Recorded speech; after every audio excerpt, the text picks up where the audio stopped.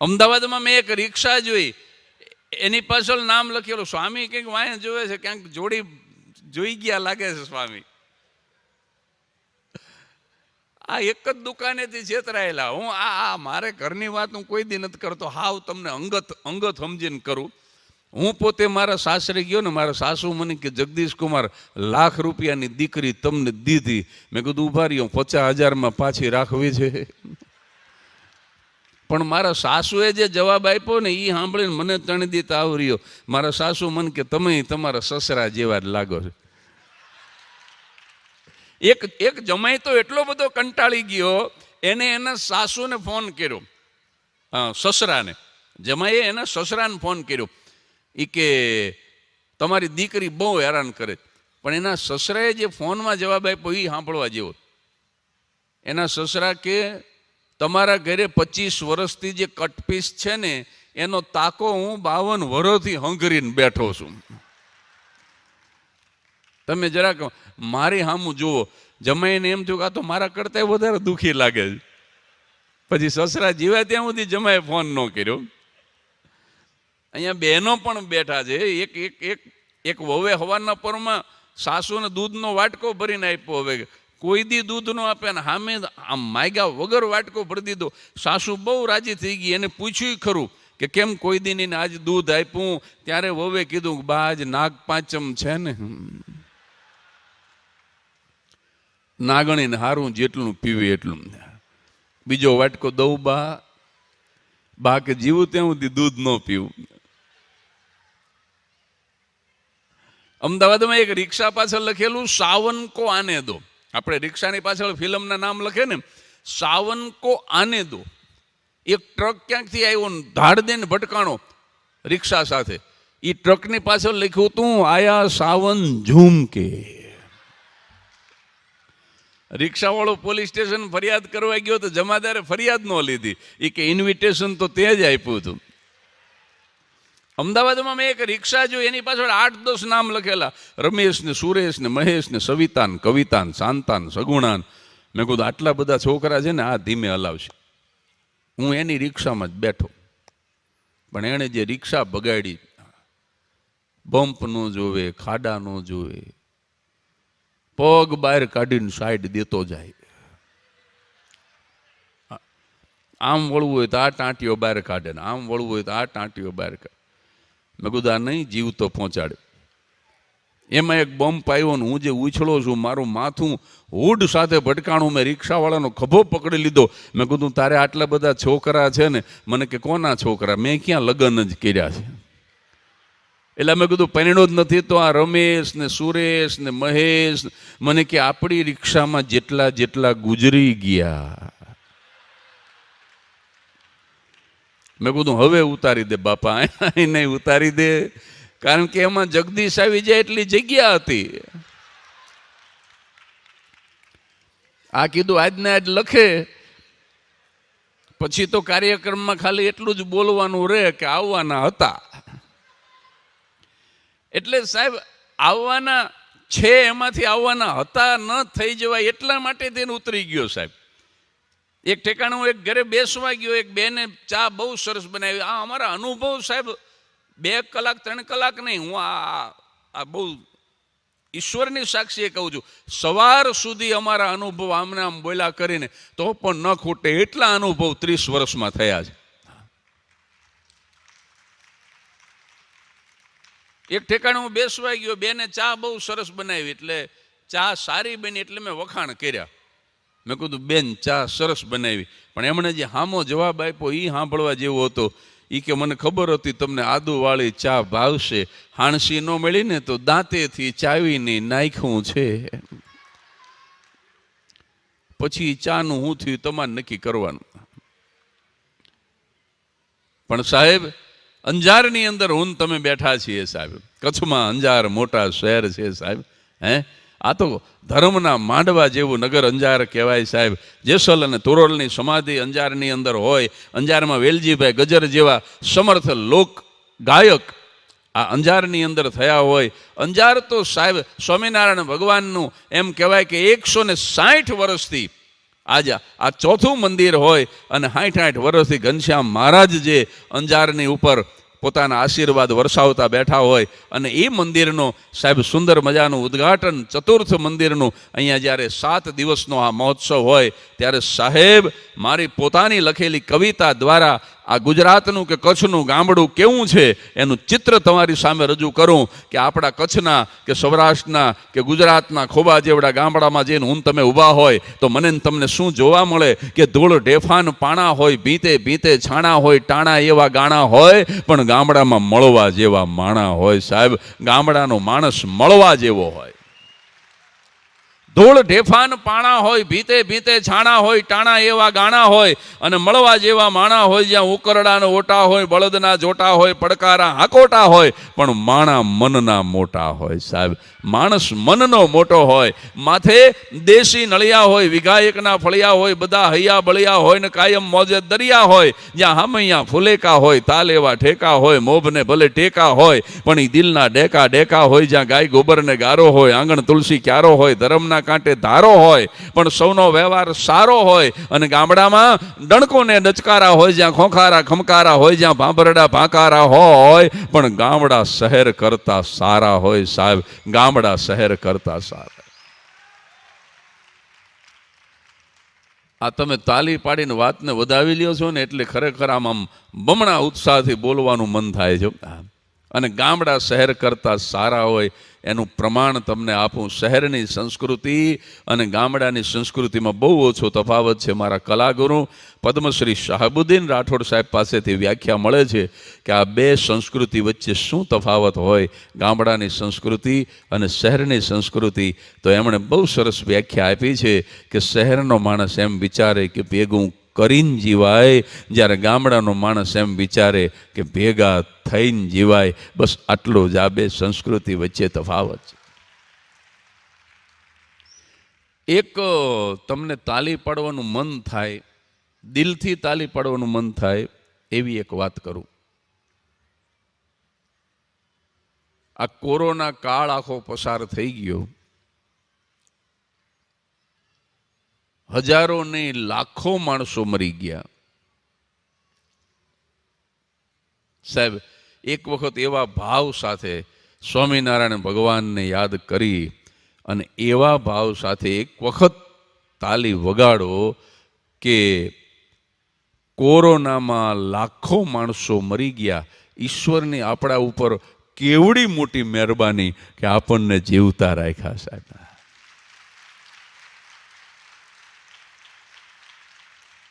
નહીતર એ વખતે આપણને લઈ લીધા હોત તો આપણે કાંઈ કરી શકવાના હતા. લાખો માણસોને જીવવું હતું. બધા જે જતા રહ્યા ધામમાં એ કોઈને મરવું નહોતું. પણ ઈશ્વરની કેવડી મોટી આપણા ઉપર અપાર કરુણા કહેવાય કે આપણને જીવતા રાખ્યા. એટલું જ નહીં, આ મહોત્સવમાં આવી શકી, આ મહોત્સવને માણી શકી અને ખડખડાટ હસી અને હાસ્યનો કાર્યક્રમ પણ સાંભળી શકી એવા તંદુરસ્ત રાખ્યા. સાહેબ એ એની અપાર કરુણા કહેવાય. નહીતર હોસ્પિટલની અંદર પડ્યા હોય ને ચારે બાજુથી આડી અવળી નળિયું ચડાવી હોય ને. હમણાં એક છોકરો એના દાદાની તબિયત જોવા ગયો હોસ્પિટલમાં. પૌત્ર એના દાદાની તબિયત જોવા ગયો. તે 8-10 જાતની નળીઓ આડી અવળી લગાડેલી અને દાદા પલંગમાં સૂતા હતા. દાદાને જોઈને છોકરો પાછો આવ્યો. એની મમ્મીએ પૂછ્યું કે દાદાને કેમ છે? હવે જોજો આ અત્યારનું બાળક. સાહેબ એને એક જ વાક્ય કીધું કે દાદાને ચાર્જિંગમાં મૂક્યા છે. એને ઓલી નળીઓ જોઈને એટલે આ બાળક છે સાહેબ, મોબાઈલને કાયમ નળી લગાડી અને ચાર્જ કરતા જોયો હોય ને એટલે એને એમ થયું કે મારા દાદાને ડૉક્ટરે ચાર્જિંગની અંદર મૂક્યા છે. સાહેબ આ બાળક છે. મારા બાપાને મારો દીકરો, અત્યારે તો મારો દીકરો ટોરોન્ટો રહે છે ને અત્યારે 30 વર્ષનો થઈ ગયો, પણ આ તો વાત કરું છું 5-7 વર્ષનો હતો ત્યારની. મારા પિતાશ્રીને મારો દીકરો બે આમ બજારમાં જતા હતા અને સામેથી મારા છોકરાના માસ્તર હેલા આવે. મારા બાપા કે મૌલિક હંતાઈ જા, તારા માસ્તર આવે. તે મૌલિક કે દાદા તમે હંતાઈ જાઓ. મારા બાપા કે 75 વર્ષે હું કામ હંતાવ? ત્યારે મારા દીકરાએ કીધું કે કાલે નિશાળ નહોતો ગયો ને આજે ગયો ને તો સાહેબે પૂછ્યું કાલ કેમ નહોતો આવ્યો, તો મેં એમ કીધું કે મારા દાદા ગુજરી ગયા. મારા બાપાને ઊભી બજારે છાતીમાં દુખવા માંડ્યું. એ કે આ નક્કી જીવતા જગતિયું કરાવશું.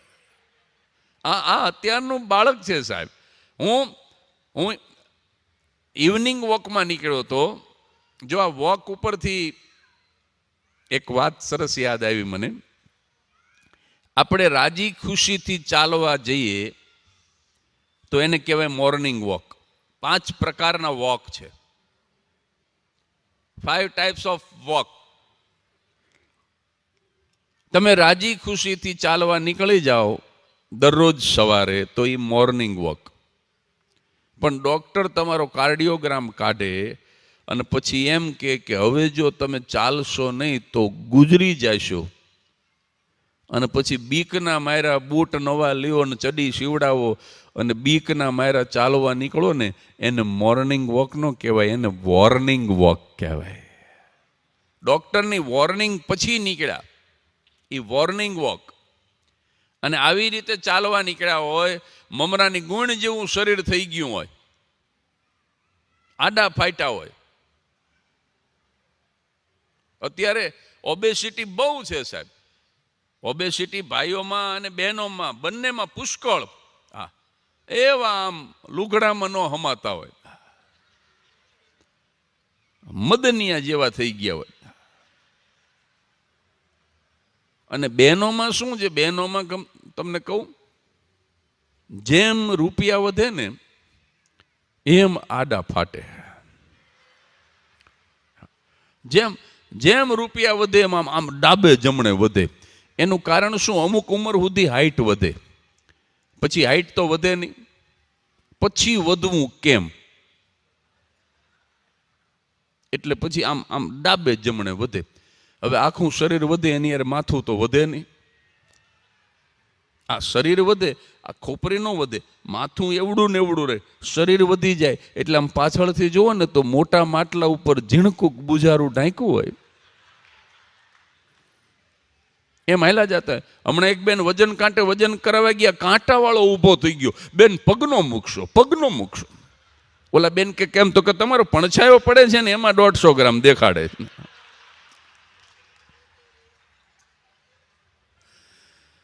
પણછાયામાં કાંટા હાલવા માંડે. હવે પોતે પ્રગટ થાય તો કાંટાનું શું થાય? પણ ઓબેસિટી માત્ર બહેનોમાં છે એવું નથી કહેતો. મારે 2 પલ્લા બેલેન્સ કરવાના છે. વાત તો હું ઇવનિંગ વોક કરવા ગયો તો એની કરવાની છે, પણ આ તો એક વાતમાંથી બીજી વાત યાદ આવે. આજ મજા બહુ આવે. જૈસે કદલી કે પેડ में पात पात में पात, वैसे हम कलाकारों की बात में बात बात में बात. એક વાતમાંથી બીજી વાત યાદ આવ્યા કરે, એનું શું કરીએ? પુરુષો એટલા, મેં કીધું ને, મદનિયા જેવા. અમારા તલકચંદ શેઠ 122 કિલોનો દાગીનો, એમાં રાત્રે ચોર આવ્યો ને હિંમત શેઠના બાપની ચોરને પછાડીને એની છાતીમાંથી બેહી ગયા. અને રાત્રે 2:30 વાગે એના દીકરા પ્રકાશને કે પ્રકાશ પ્રકાશ 3 વખત હાથ પાડ્યો, આંખું ચોળતો ચોળતો રાતે 2:30 વાગે પ્રકાશ આવ્યો. એ કે બોલો. એ કે જમાદારને બોલાયો, ચોરને પકડી લીધો. પ્રકાશ દોડ્યો જમાદારને બોલાવવા, પણ થોડીક વાર થઈ ઘરની બહાર ન નીકળ્યો. એટલે શેઠે કીધું કેમ બહાર નથી જાતો? પ્રકાશ કે મારા બૂટ જડતા નથી. હેઠે હુતા હુતા ચોર બોલ્યો કે તારા ન જડે તો મારા આપું, પણ ઝપટ બોલાયું.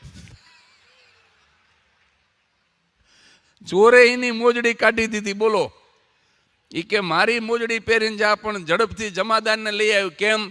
તો કે જમાદાર આવશે ને તો પંચનામું થાય છે, બાકી તારો બાપ વધારે બેઠો તો સીધું પોસ્ટમોર્ટમ થાય ભલામણ.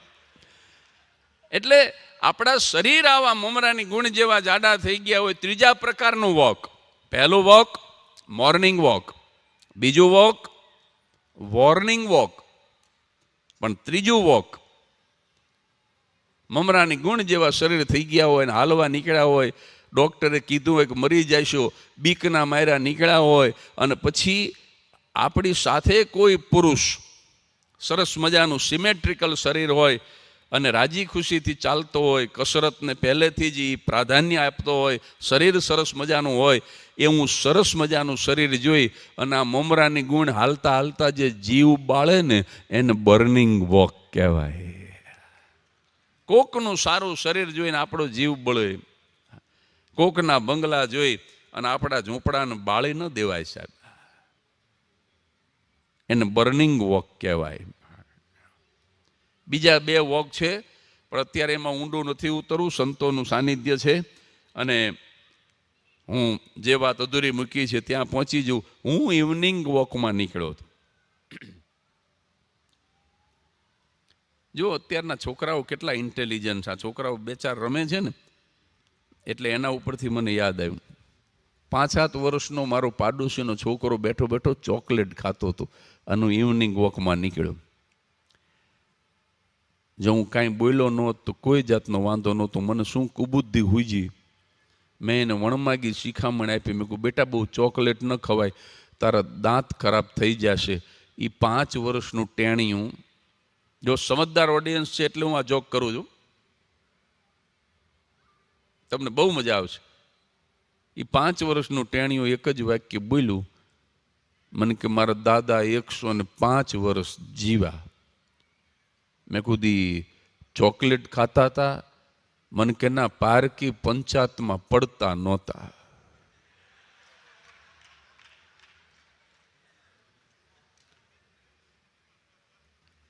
મને કે ચોકલેટ મારી. કાંઈ વાંધો, કાંઈ વાંધો. તમે થોડીક વાર રહીને પાડો તોય વાંધો નહીં, ન પાડો તો વાંધો નહીં, તમે સમજી ગયા એનો આનંદ છે મને. મને કે ચોકલેટ મારી, દાંત મારા. ત્રીજું તો એ બોલ્યો, એ તો આપણને કોઈને વિચાર ન આવે એવું બોલ્યો એ છોકરો. મને કે ચોકલેટ મારી, દાંત મારા, હું મારા બાપાનો. મને કે 3માંથી ક્યાંય તમારું ઇન્વેસ્ટમેન્ટ ખરું? મેં કીધું ના. મને કે તો છાના મને વોક લ્યો ને ભલામણ. 5 વર્ષના છોકરાએ મને બોલતો બંધ કરી દીધો ને એવો ખાર ખાઈ ગયો કે ઇવનિંગ વોકમાં નીકળો તો હવારુથી આયલો. બોલો, આ બાળકો જ. અને સાહેબ એટલે કીધું છે કે બચ્ચો કે નન્हे हाथों को चांद सितारे छूने दो, 4 किताबें पढ़कर वो भी हम जैसे हो जाएंगे. ये दौलत भी ले लो, ये शोहरत भी ले लो, भले छीन लो मुझसे मेरी जवानी, मगर मुझको लौटा दो बचपन का सावन, वो कागज की कश्ती, वो बारिश का पानी. માનવીના જીવનની અદ્ભુત અવસ્થા કોઈ હોય તો એ બચપણ છે સાહેબ. પણ હવે પછી જે જોક તમને કહું છું, 1 કલાક ક્યાં જતો રહ્યો ખબર પડી? હવે જે જોક કહું છું એમાં હું ખાતરી સાથે તમને કહું કે આ 1 કલાકની અંદર તમને દાંત નહીં આવ્યા હોય એવા દાંત તમને આમાં આવશે, કોન્ફિડન્સથી. કારણ કે હવે બરાબર મને કવરેજ પકડાઈ ગયું છે. તમને શું ગમે છે એ હવે બરાબર મને સમજાઈ ગયું છે. હવે પછીની જે જોક આવશે, ભલે અહીંયા પહોંચતા સુધીમાં 5-7 મિનિટ લાગશે, પણ હવે પછીની 7મી મિનિટે સાહેબ આ 1 આખી કલાકમાં તમે નહીં હસા હોય એવું લાફ્ટર આ પંડાલની અંદર આવશે. કોરોનાની મારે વાત કરવી છે. વાત કોરોનાની છે અને તમે ખડખડાટ હસતા હશો સાહેબ. લોકડાઉન તમે બધાએ જોયું, મેં પણ જોયું, તમે પણ જોયું. કેવા દિવસો હતા આપણા, કેવા બોર થઈ ગયા આપણે. તમે તો બોર થઈ ગયા છો, અમે તો સંતરા થઈ ગયા. હું ને મારા પત્ની 2 સુરેન્દ્રનગર, મારો દીકરો ને મારા દીકરાના પત્ની કેનેડા ટોરોન્ટો, 2 ત્યાં ને 2 અહીંયા. કોરોના આવ્યો. દીકરો હવાર હાંજ ફોન કરીને ફોનમાં એક જ વિનંતી કર્યા કરે, ખબરદાર જો બહાર નીકળ્યા છો પોઝિટિવ થઈ જાય છો. 2019 સુધી એક જ વાક્ય સાંભળેલું, B positive, B positive, B positive. અને કોરોના કાળથી દીકરો હવાર હાંજ કહેવા માંડ્યો, ડોન્ટ બી પોઝિટિવ, બહાર નીકળશો નહીં નહીતર પોઝિટિવ થઈ જશો. એવા બી ગયા સાહેબ, અમે તાળું મારી દીધું હતું. એક દી તો લોકડાઉનમાં મારા ઘરનો દરવાજો કોઈ ખખડાવે, હું બહાર નીકળું જોવા, તે કૂતરું માથા ભટકાડે, કૂતરું, શેરીનું કૂતરું દરવાજા હારે માથા ભટકાડે. મેં કીધું તને શું તકલીફ છે, તને રોટલા તો નાખી દઈ છે. એ કૂતરું માણાની જેમ બોલવા માંડ્યું. કૂતરું મને કે મોદી સાહેબને પૂછો ને આ બધું ક્યારે પૂરું થશે. કૂતરું મને કે મોદી સાહેબને પૂછો ને આ બધું, આ લોકડાઉન ને બધું ક્યારે પૂરું થાય છે. મેં કીધું એમાં મોદી સાહેબનું પણ ન ચાલે, આ તો કુદરતનો કોપ છે, જ્યારે ભગવાન પૂરું કરે ત્યારે પૂરું થાય. સાહેબ તો શું કરે એમાં, બહુ તો વેક્સિન આપે કે બધી વ્યવસ્થાઓ કરે આપણા આગેવાનો, રાજકીય આગેવાનો, પણ આ તો કુદરતનો કોપ છે, આખી દુનિયામાં છે. ભગવાન પૂરું કરે ત્યારે થાય સાહેબ. મેં કીધું એમાં સાહેબે શું કરે, તને શું તકલીફ છે, તને રોટલા જ નાખી દઈશ.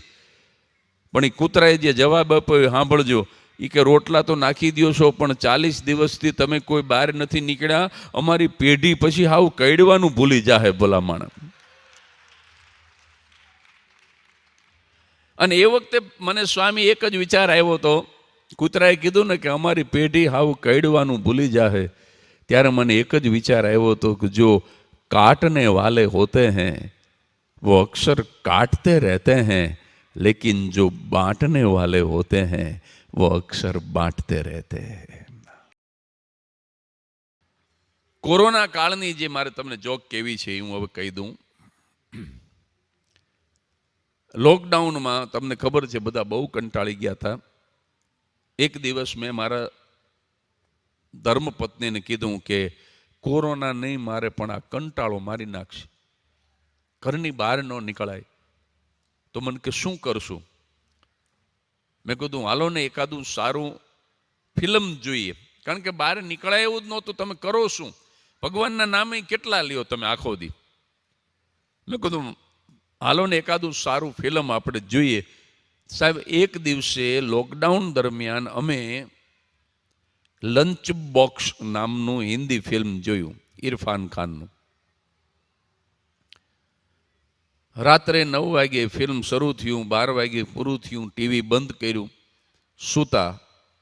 બીજે દિવસે સવારે 6 વાગે જાગ્યા, મોબાઈલ જેવો ઓન કર્યો અને પહેલા જ બદનસીબ સમાચાર વાંચ્યા, ઇરફાન ખાન ઇઝ નો મોર. ઇરફાન ખાન આ ફાની દુનિયા છોડીને જતા રહ્યા. બીજા દિવસે વધારે દુઃખદ દિવસ લાગ્યો કે આવા સમાચાર જાગતા વેત કોઈના આપણે વાંચવા પડે. વળી પાછા ઇરફાન ખાન નાટકના માણસ, હું બેઝિકલી નાટકનો માણસ, મારી શરૂઆત તો નાટકોથી થયેલી, એટલે મને વધારે દુઃખ થયું કે I am from theatre and he was also from theatre, બે થિયેટરના માણસો, એટલે વધારે દુઃખ થાય એક કલાકારને કલાકારના જવાથી.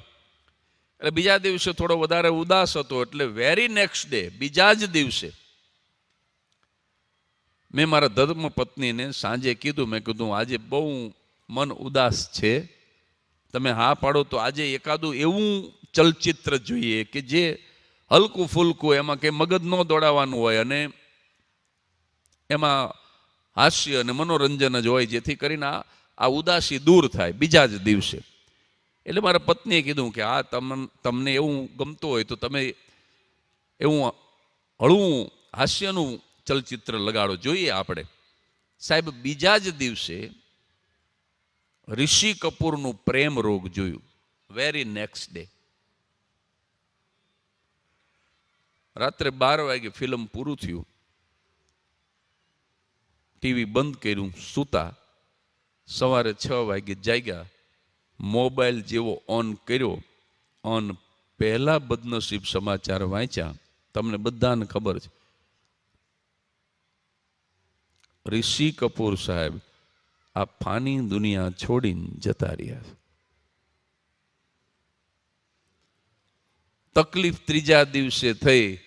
ત્રીજા દિવસે મારા વાઈફ મને કે આપણા લગ્નનો વિડીયો જોવો છું. સાહેબ હું વિડીયોની DVD બગલમાં દબાવીને આખો દી ફર્યો. નાવા જવું તો બાથરૂમમાં લેતો જવું, આ ક્યાંક ચડાવી ન દે. કારણ કે આને જેને જેને જોયા એ ગયા.